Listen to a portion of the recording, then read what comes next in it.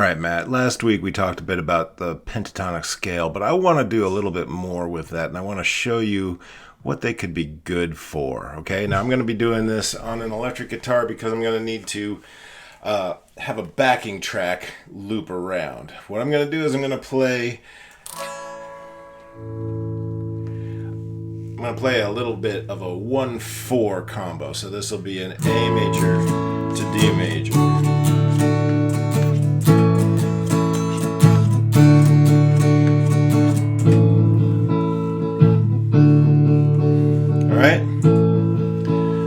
Now what if I want to play a little bit of a melody, a little bit of a solo on top of that? One of the things I can do, this is in the key of A major, so one of the things that I could do is play in the A major pentatonic. Here we go.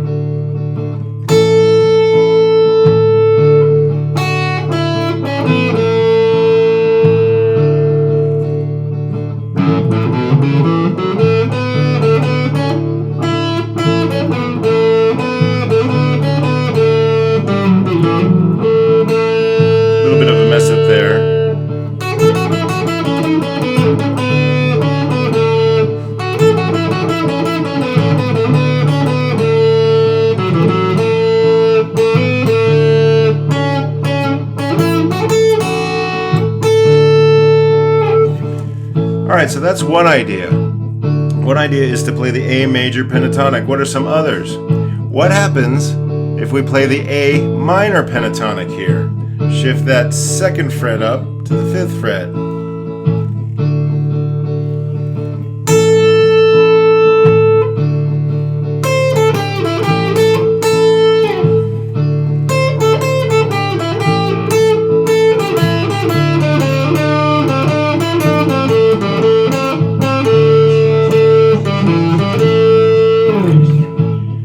See how the minor pentatonic sounds good too? What happens if we merge the two a little bit?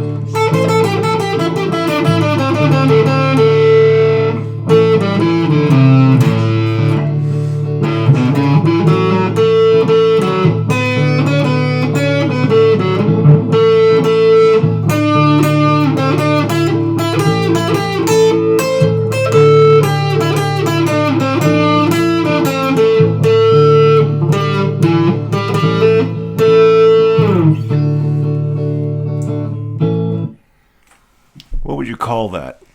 You could sense that it sounded differently when I was using the minor notes, the A minor pentatonic notes, over the A major chord progression. You sensed that, right? If you didn't, go back and listen again, and you'll find, I think, that when you use the minor notes over the major chord, that you will feel like that's really bluesy. So what are the blues? That's going to be our first topic today. All right, what do we say when we talk about the blues? There are a bunch of different things that we could mean, okay? I'm going to start by saying there is a particular pattern called the 12-bar blues that people could mean when they're talking about the blues, but not necessarily. There's also for rhythm, what you'll find in blues, most commonly you'll find a shuffle rhythm. So a shuffle rhythm has that bit of a swing beat, that bump, ba ba ba ba ba ba, peaches, peaches, grape, grape, and it wouldn't be ta ta ta ta 1E and a 2E and it's not like that. It's got a shuffle, okay. But then there's also the note choice of, there's a bit of a mix of major and minor. Okay, there's some minor notes played in a major over a major chord that just sound really bluesy, and I want to talk about that. So that's one example of the notes that are chosen in the blues, all right? Because favoring minor notes is one thing, but there's also something else I want to talk about later called the blue note, that when you hear it, that note signals this came from the blues. All right, so what are we talking about when we're talking about the blues? Now, first of all, I'm going to talk about the 1, the 4, and the 5 chord. Those are going to be the chords in the major blues. But I'm also going to only play the dominant sevenths of those chords. So in the key of E major, we will play, the 1 chord is actually going to be E7. And I'll do two versions of that. E7 will be this one where the 7 is just the D string, and sometimes I'll really put on that D up high to accentuate the 7th. Okay? But when we're talking about the blues, sometimes we're talking about specifically the 12-bar blues, which is a pattern that has been used over and over again when we talk about the blues. What's the 12-bar blues? There are 12 measures. 4 of them, the first 4, are going to be on the 1 chord. 1, 2, 3, 4. Switch to the 4 chord, A7, 1 for 2 bars, 2, back to the 1 for 2. Now go to the 5, B7, A7, E7, B7. All right, that's the pattern. The first 4 are mostly going to be in your 1 chord. So 1 chord, and it's going to be the same. Here, you're going to go to the 4 chord for 2 measures, and then go back to the 1 chord. Okay? And here, you're going to go to the 5, you're going to go to the 4, and you're going to go back to the 1. Sometimes this is stays the 1 chord, but sometimes it goes back to the 5. So this could be the 1 or the 5 for a quick 5 turnaround. Okay. There are other patterns you can play with this up here, especially if you get bored with da da da. You could go back to the 4 up here and then go 1 and 1 here. All right. But this 12-bar pattern is what they talk about when they talk about the 12-bar pattern. Okay. So there is a 12-bar pattern that we talk about in the blues. There's also a bit of a shuffle. You'll notice that I had a swing beat in there. Ba ba ba ba ba ba ba. Now, you don't have to always, when you're doing the blues, have a swing beat, but it's often what we talk about. There's also a blues shuffle.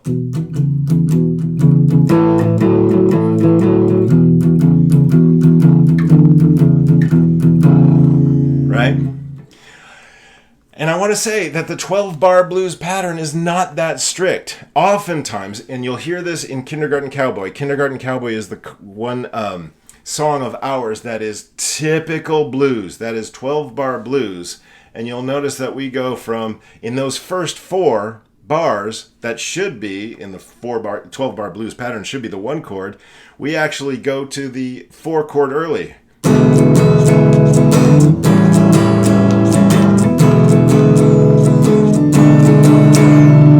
Right? And so it substitutes a little, there's a little bit of wiggle room in those. But you're going to see the same basic chord patterns. You're going to see the 1, the 4, and the 5 deployed in that fashion, where it's going to be 4 bars in the 1-ish pattern, 4 bars in the 4-to-1 pattern, and then 4 bars in the 5-to-1. And often there's a turnaround lick in the 5 chord. Okay? That's part of it. Part of it is the chord progression in the 12-bar blues, but the other part is the layering of minor notes inside of the major chords, major chord progression, okay?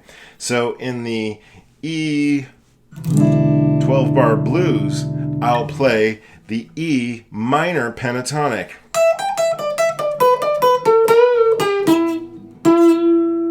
Okay? That's the minor pentatonic. Now, as we discussed earlier when talking about what pentatonics are good for, you don't have to stick to the minor pentatonic. If you were to play blues and play the major pentatonic,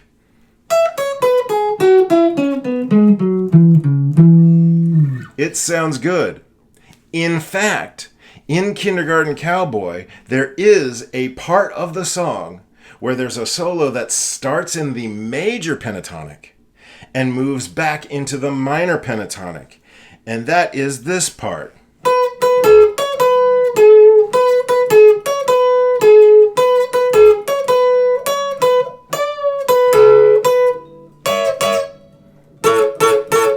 Sorry. Now minor.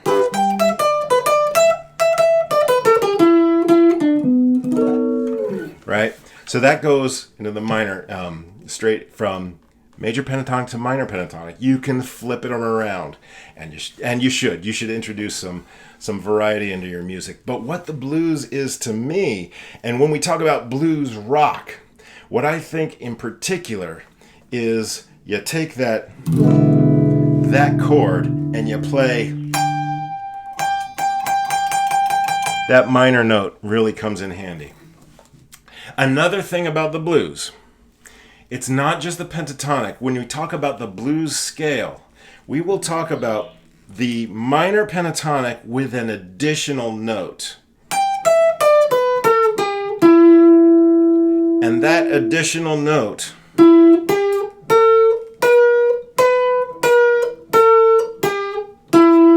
is right there. So we're talking about a new note that's added between that fourth and the fifth. And it's going to sound like this.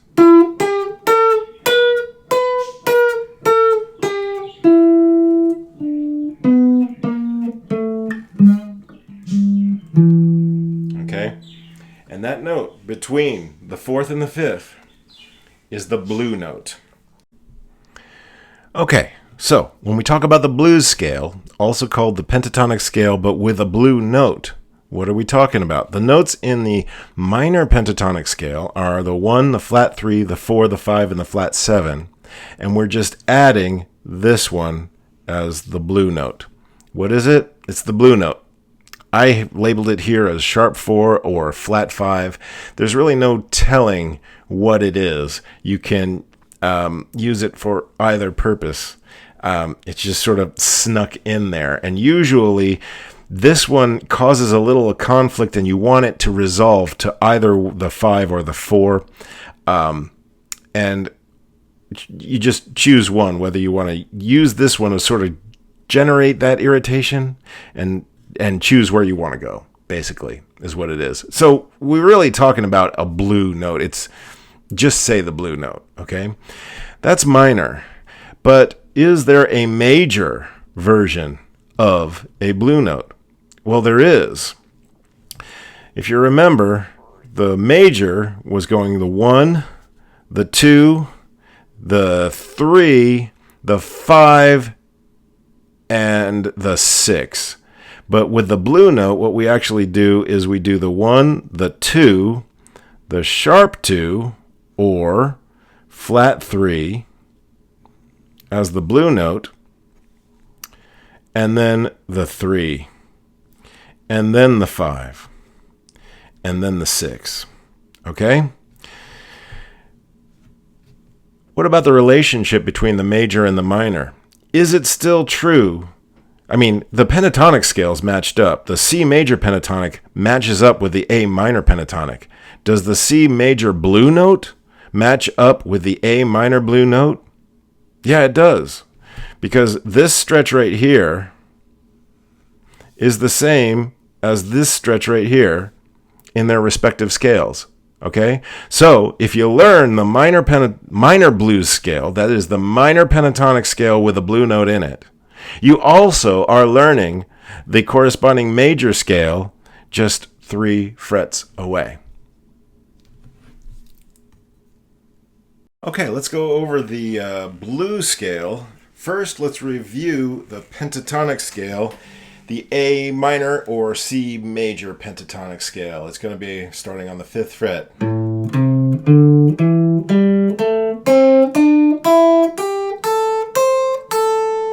Okay, now we're going to add this note. So on the 5th fret, we're just going to go and do 3 notes. So Then we're going to do that again down here. On this string, we're going to do 3 notes, but it's going to be like this. It's going to be... So between here and here, we've got one on the outside here on the 8th fret.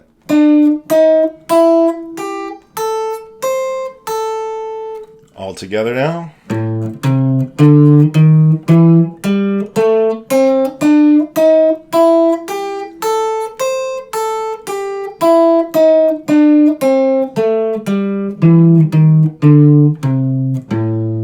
Okay, that's the minor scale. That's the minor blues scale. A minor blues scale.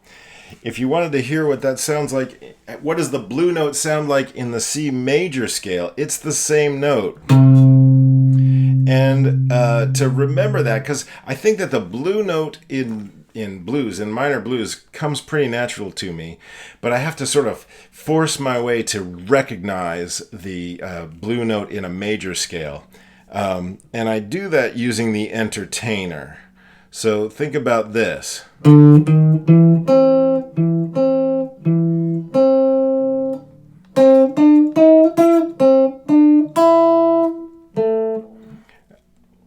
You get the idea. So the blue note in a major scale has been there, and it's been there in sort of some old-time folksy major songs, but you and I don't tend to use it that much. But maybe we could. Okay, it's stepping a little bit outside the diatonic box, but not far. It just gives that blue note gives you a little extra tool to use. The pentatonic scale with the blue note added is going to look more like this.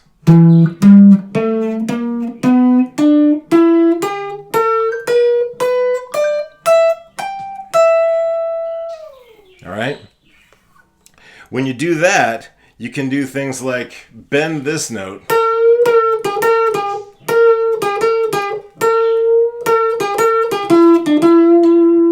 Do you hear how bluesy that is? So that's a particular place on the scale where you do a...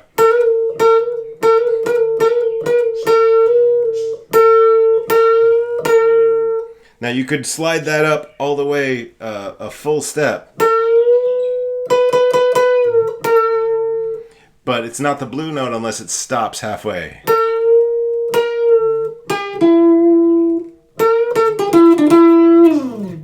All right? That pattern of notes you can take. You don't have to use it in the 12-bar blues pattern. You don't use it in blues. You can use it in blues rock. And I think that's what we talk about when we talk about blues rock, is using those minor notes on top of the major scale. Here's another application of using minor notes merged with major scales, and that is, there's something called the Hendrix chord. The Hendrix chord has a fancy name. It's E7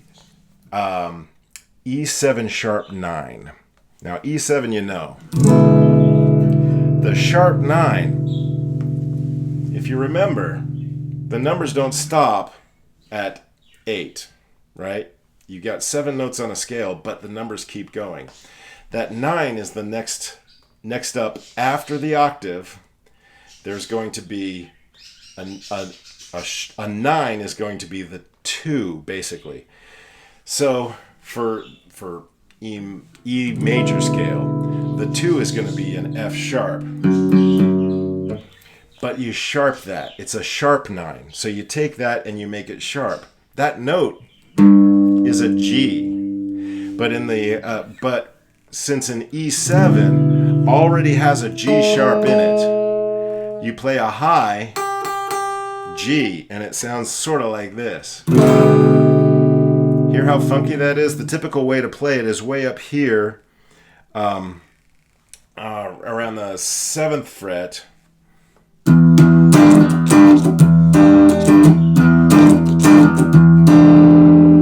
Up here. Hear that G? Now where's that G sharp? That G sharp's right here. So it has a G sharp here and a G natural here. That's the Hendrix chord. It should sound familiar, right? Maybe if I put a little more dirt in there. Now let's do crunch.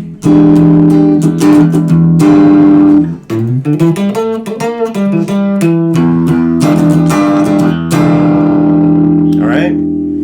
So when we talk about funk and we talk about blues, we're talking about layering minor notes onto it with major notes and sort of letting them fight it out. In the case of the Hendrix chord, they're at the same time. There's a low G sharp, and then up in an upper octave, there is a high G natural. That means that we've got a major third low and a minor third up an octave higher. All right? Sounds like that would be absolute noise, but it's not. It's fun. It's funky. It sort of challenges. You can hear the contention a little bit. It's not a you're happy to be here chord. This is a get up and dance. Get up and throw some things around, right? Right? That's for getting the crowd up. Yeah, but that's the essence of blues and blues rock, is merging major and minor. When we're playing just an E7, an E dominant 7, which is in the E major scale, and we play the E minor pentatonic,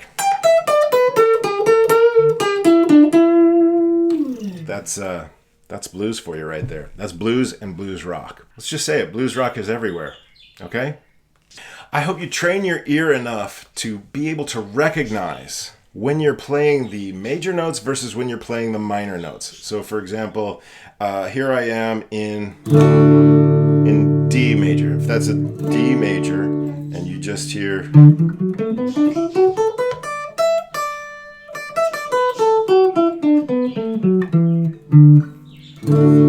versus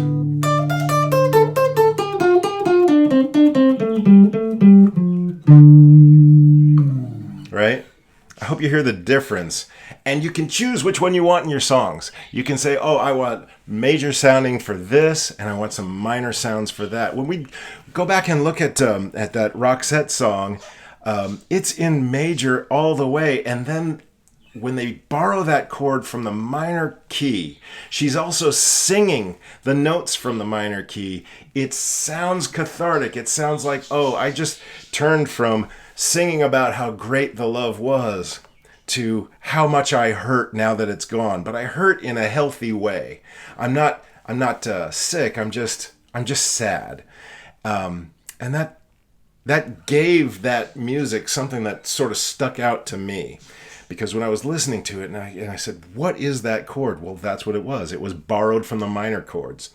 The notes were borrowed from the natural minor scale, and that to me sounded like it was doing a great job of getting across the emotions that it was trying to, and to not get across the same old. It could have gone just to the regular 5 chord, but it chose the 5 minor chord, part of the minor scale, and a borrowed chord from the minor scale. So yeah, it can be fun. That's what I'll say. It can be fun. All right. I think I've gone on long enough here. I'm looking forward to going over the modes with you, and I'm looking forward to revisiting the Dice of Destiny. And so I think, unless there's something that I'm forgetting, and I don't think there is, that we should do that next week. All right? Thanks a lot. See ya.